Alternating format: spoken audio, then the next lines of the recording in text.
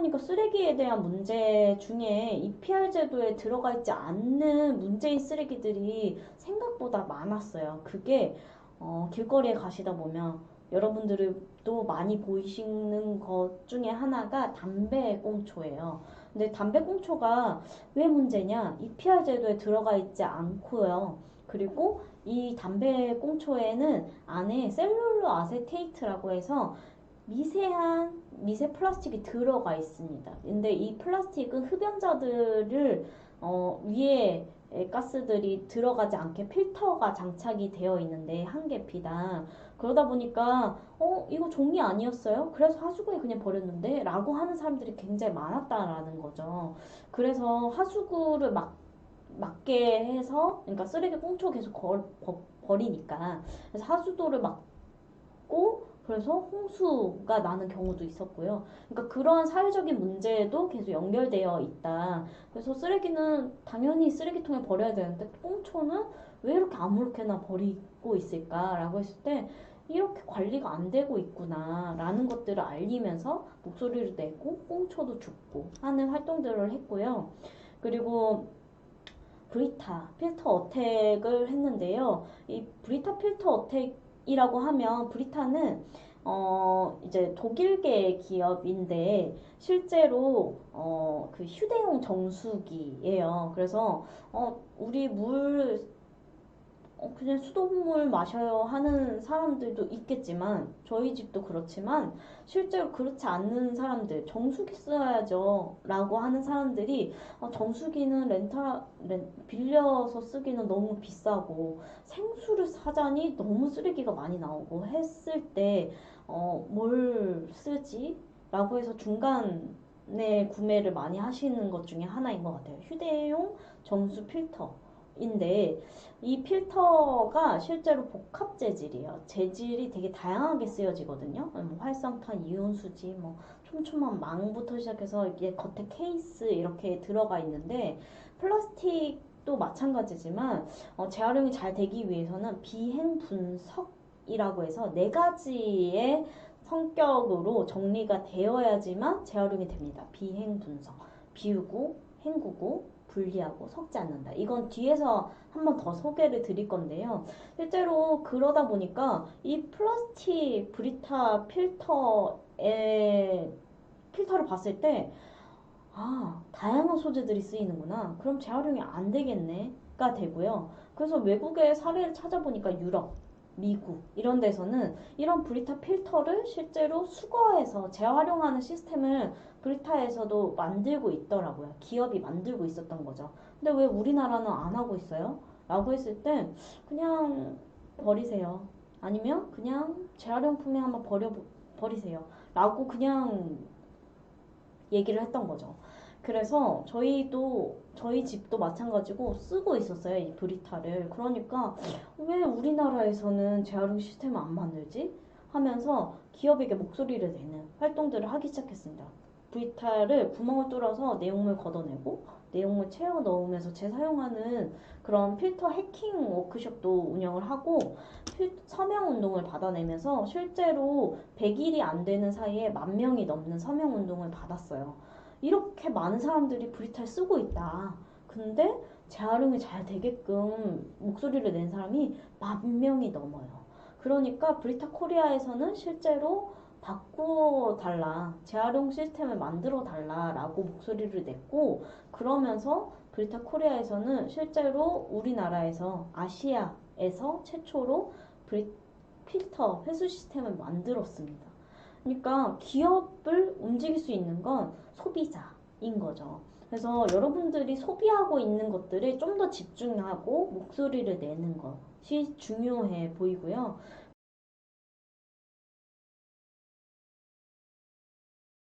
그리고 했던 것 중에 하나가 화장품 용기 어택인데 용기들이 실제로 우리 뭐 선크림도 쓰고 그죠? 스킨로션 바르고 막 이러잖아요.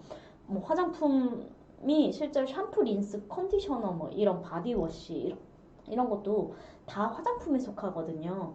그런데 샴푸, 린스도 화장품이야? 라고 하면 실제로 이런 용기들이 우리는 그냥 다 쓰면 배출하시죠.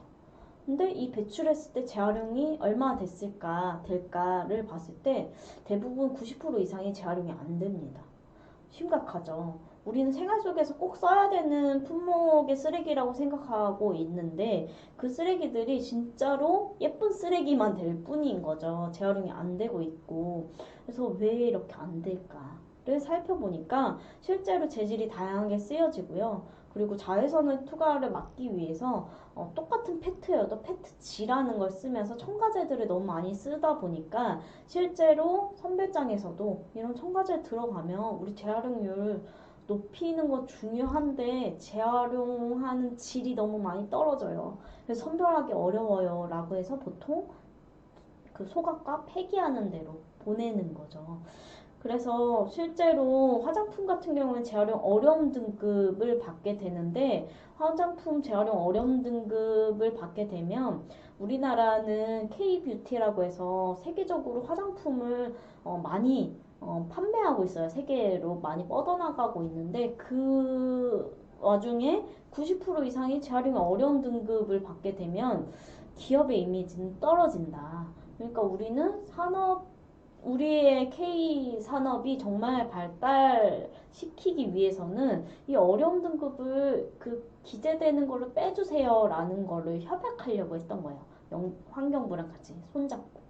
그래서 저희는 이제 시민들이 직접 재활용 어려움 등급별 기준이 있거든요. 어떻게 하면 재활용 어려움이 되지? 어떻게 하면 재활용 우수가 되지? 그래서 일일이 모니터링해서 결과를 발표를 했더니 실제로 엄청나게 용기들이 재활용이 안 되는구나, 안 되고 있구나라는 걸 알게 됐고, 그러면서 기업과 국가에게 목소리를 내고 하는 활동들을 했습니다. 그래서 사진 아래에 보시면 재활용 어려운 등급들이 이제는 무조건적으로 표기되게끔 만드는 법안으로 만들었고요. 사실 이렇게 시민들이 용기들을 모으고 모니터링 해보고 그렇지 않았다라고 하면 이렇게 재활용 어려움 등급으로 표기되는 것조차 빠지려고 했기 때문에 우리나라의 화장품 용기들이 재활용 어렵구나 그러면 잘 될 수 있는 방향으로 가는 것들이 필요한데 그런 부분도 안 될 뻔했던 거죠. 목소리들이 안 들어갔으면. 그래서 우리가 소비하는 것들에 대해서 좀 더 관심을 기울이고 어떻게 하면 좀 더 바꿀 수 있을까? 기업과 국가를 하는 생각을 해보면 계속 목소리를 낼 것들이 많아지는 것 같습니다. 그리고 여러분들이 학교에서 이제 급식도 하실 텐데 거기에서 이제 종이팩들을 많이 쓰긴 하실 거예요. 음료수를 줄 때도 있고 우유를 줄 때도 있고 이럴 텐데 이 과정에서 실제로 종이팩들이 재활용이 정말 안 되고 있습니다. 플라스틱이 재활용률이 몇 프로인지 아세요? 한 30% 정도 되거든요.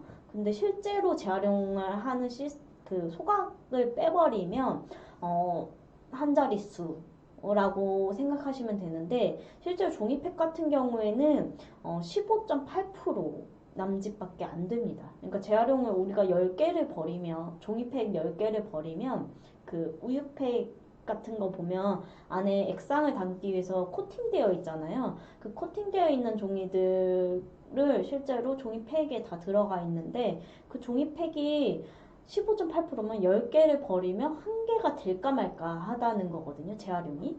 그러니까 심각하죠. 우리는 종이에다 그냥 버리면 되는 거 아니야? 라고 했는데 실제로 종이팩은 종이랑 따로 분류를 해야 되고요. 분리수거를 해서 실제로 선별해내고 그거를 재활용하는 시스템으로 가야 된다라는 것들을 모르는 경우들이 굉장히 많다라는 것들을 알게 됐고 그러면서 아직도 캠페인을 진행하고 있습니다.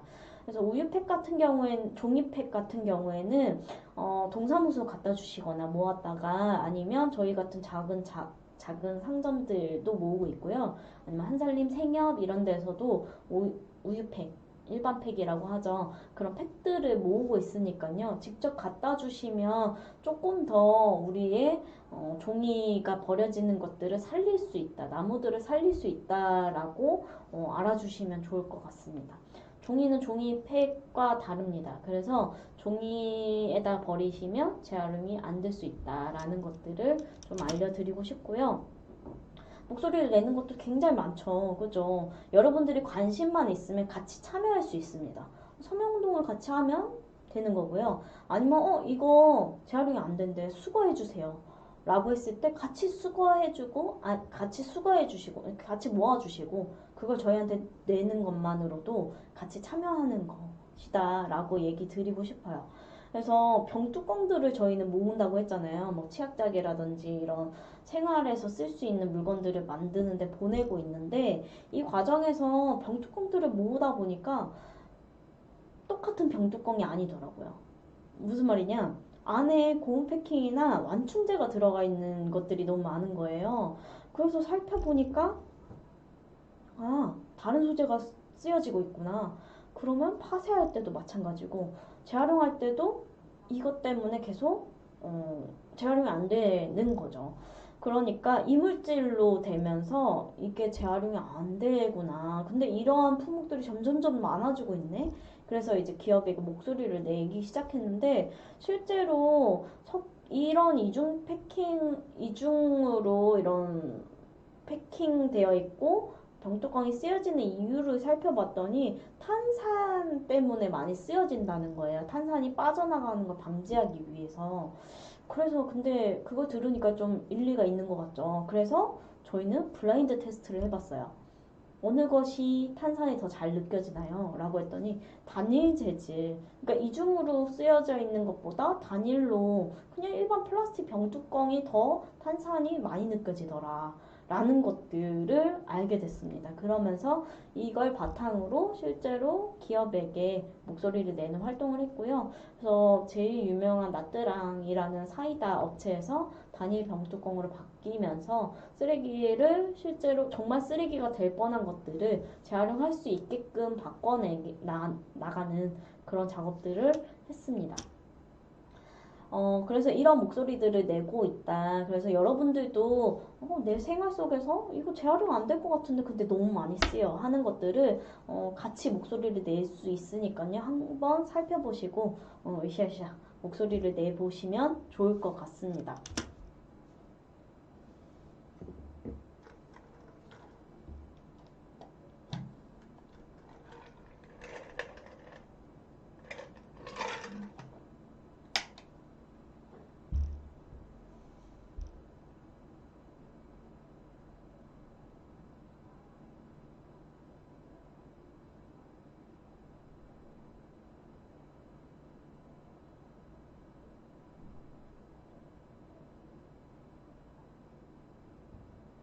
네.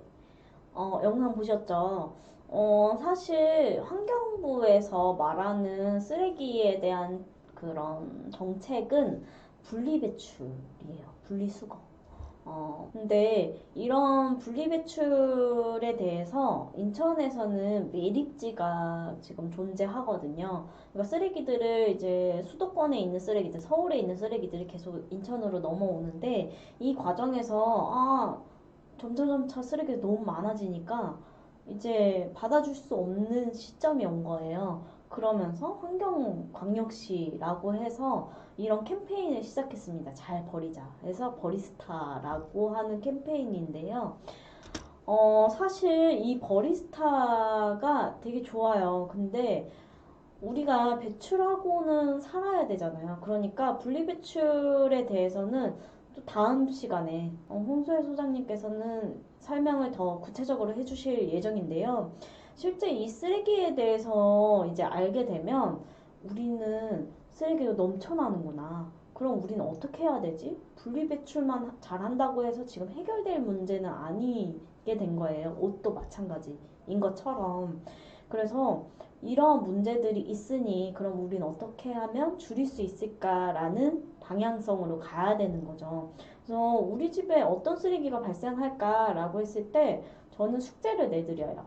하루 반나절이어도 좋으니까 하루 동안에 쓰레기를 모아 본다든지 아니면 일주일 동안에 우리 집에 나온 내가 발생시킨 쓰레기를 한번 일기처럼 사진 찍거나 한번 해보자. 라고 했을 때 정말 많은 쓰레기들이 나오거든요. 그러면 그 쓰레기들이 왜 발생했지? 내가 보니까 음료수 캔 이런 것들이 많아요. 버린 쓰레기가. 그러면 아, 내가 음료수를 정말 많이 먹는구나. 그러면 일주일에 한 번 정도를 줄여볼까? 라든지 아니면 보니까 아, 이 테이크아웃 잔이 자꾸 나와요. 그러면 집 근처에 테이크아웃 잔을 쓰지 않는 공간은 없을까 해서 찾아가는 경우도 있을 거고요. 아니면 용기들을 가지고 가서 내 용기에 담아 먹는 것만으로도 이 쓰레기의 발생을 줄일 수 있으니까 그렇게 다가가면 쓰레기를 우리 집에서 나오는 아니면 나로 인해 나오는 쓰레기 양을 좀 더 줄일 수 있다로 가는 거죠. 그래서 쓰레기를 어떻게 하면 줄일 수 있을까? 어떻게 하면 어떤 쓰레기가 우리 집에 발생을 하지? 라는 것들을 좀 더 객관적으로 보시고 난 뒤에 그 다음에 스텝은 어떻게 하면 줄일 수 있을까로 고민해보고 살펴보고 방법을 생각해보는 시간을 가지면 좋을 것 같습니다. 저는 이제 쓰레기 다이어트라는 프로그램을 개인적으로 카카오톡 오픈 채팅방을 운영을 하고 있는데요. 실제 제가 한 달 동안 쓰레기를 모아봤어요. 저기 사진에 가운데에 있는 사진이 제가 한 달 동안 모은 쓰레기 양인데요. 생각보다 많나요? 아니면 적나요? 네, 그렇습니다. 사실 먹는 것들을 줄일 수 있었고, 안 먹을 수도 있었어요. 쓰레기 발생하는 것들을. 그런데도 불구하고, 저 정도 나왔습니다. 근데 여러분들도 할 수 있어요. 이렇게 모을 수 있습니다. 이렇게 줄일 수 있습니다. 라는 것들을 같이 이야기해보고, 같이 어떻게 하면 줄여나갈 수 있을까? 방법은 없을까? 하고 이야기해보는 시간을 가지고 있고요. 사실 분리배출이 답이 아니다. 라는 것들을 이제는 아실 거예요. 아, 쓰레기가 너무나도 버려지는구나. 그래서 재활용 선별장에서는 포화 상태구나. 넘쳐나는구나. 얘를 일일이 다 선별할 수 없구나. 라는 것들을 알게 되실 것 같고요. 그러면 우리는 어떻게 하면 줄일 수 있을까를 고민해보는 단계가 온 것 같아요. 그러면 그 단계 중에 저는 5가지 단계보다 좀 더 나누었어요. 10단계. 10단계를 여러분들한테 잠깐 소개를 드리려고 하는데요. 기본적인 건 5가지 단계이긴 합니다. 줄이고, 재사용하고, 재활용하고, 거절하고, 썩힌다. 썩힌다는 탭이 자연으로 돌아가게끔 하는 건데요.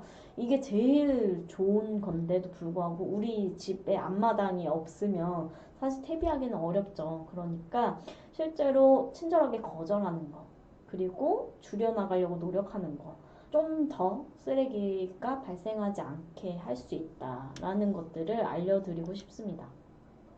줄여나가는 거는 사실 필요한 만큼 가진다라는 것들이 있고요. 재사용하는 거는 용기들이 나오잖아요. 집에 이제 화장품 용기라든지, 뭐 샴푸 용기, 뭐 주방 세제 용기라든지 아니면 음료수 용기들 있죠. 이런 용기들을 깨끗하게 세척해서 내용물만 충진해 가는 그런 가게를 이용해 본다든지 그리고 고쳐서 사용하는 거. 사용하기엔 좀 어려워. 그래서 분리배출 해야겠다가 아니라 실제로 고쳐서 사용할 수 있을 것 같은데? 라는 것들을 좀 더 생각해 볼 수 있는 거죠. 시도해 볼 수 있고. 그리고 이제 재활용하는 거는 사실 제일 밑단계입니다. 재활용하는 거는 우리나라에서는 1위죠. 쓰레기에 대한 문제는 무조건 재활용하는 거다. 라고 생각하는데 우리가 저희 여태까지 말했잖아요. 해보면 재활용이 제일 밑단계구나. 썩히는 것도 안 되면 결국 재활용하는 걸로 가야 되는 건데 우리는 당연하게 재활용하는 게 먼저야 라고 생각하고 교육하고 있다는 거죠. 그래서 이 재활용은 사실 우리가 할 수 있는 거냐라고 해서 할 수도 있어요. 만들어 보실 수도 있고 그런데 이제 우리가 모으는 것만으로도 재활용에 일조한다라고 생각을 해주시면 될 것 같고요. 그래서 종이팩은 종이랑 따로 분리해서 버려야 된다라든지 뭐 플라스틱 병을 재활용하는 곳에 보낸다든지 이런 방법으로 재활용을 할 수 있는 것 같고요. 거절하는 건 이제 유행에 따라서 사지 않는 거. 그리고 불필요한 것들을 받지 않는 것 것들, 그러니까 선물이 들어왔는데 사실 다 안 쓰시잖아요. 그러니까 그냥 음식점에 갔을 때 물티슈를 주는 거. 안 쓰면 그냥 친절하게 거절하시는 거예요. 아, 저 이거 안 써서 라고 거절하시면 그분들은 네 이러고 그냥 가져가시거든요. 그러니까 그렇게 친절하게 거절하시는 것만으로도 쓰레기를 줄일 수 있다라는 거고요. 썩히는 거, 앞서 말씀드린 것처럼 정말 퇴비화하는 거, 썩히게 하는 거, 자연으로 돌아가게 하는 것이 있다라는 겁니다.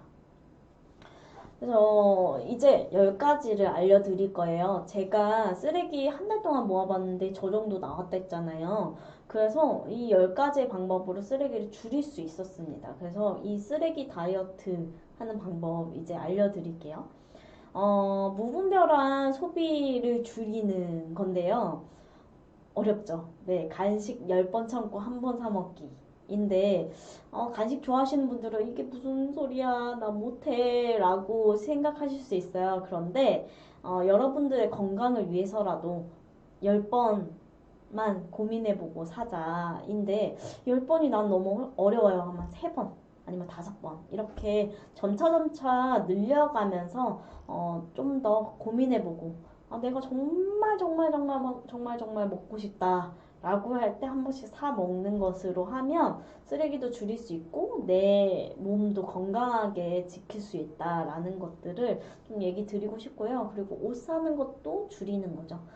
유행 따라서 나 이거 진짜 너무 사고 싶은데 라고 하는데 사실 그러고 난 뒤에 또 잠깐 지나잖아요. 참고 지나잖아요. 그러면 또 유행이 바뀌어져서 또 다른 것들이 사고 싶어요. 그러니까 내가 사는 것에 대해서 좀 더 기준을 마련해 보자라는 겁니다. 기준이라고 하면 나는 이런 색깔과 아니면 이런 옷들이 잘 어울리더라라는 거. 요즘에 퍼스널 컬러 뭐 이런 그걸 테스트하는 것도 있더라고요. 내 얼굴 색깔 아니면 내 몸 색깔에 맞춰서 나에게는 어떤 색깔이 어울리지 하는 테스트 하는 것도 있다고 하는데 그런 것들을 통해서라도 나의 옷 색깔 아니면 내가 입는 것들 아니면 내가 착용하는 것들에 나와 어울리는 것들이 무엇이 있을까를 고민해보고 그리고 이런 옷들이 진짜 없는 건가 우리 집에 하고 찾아보기도 하고 그래서 소비를 줄이는 것들이 정말 중요한 것 같고요.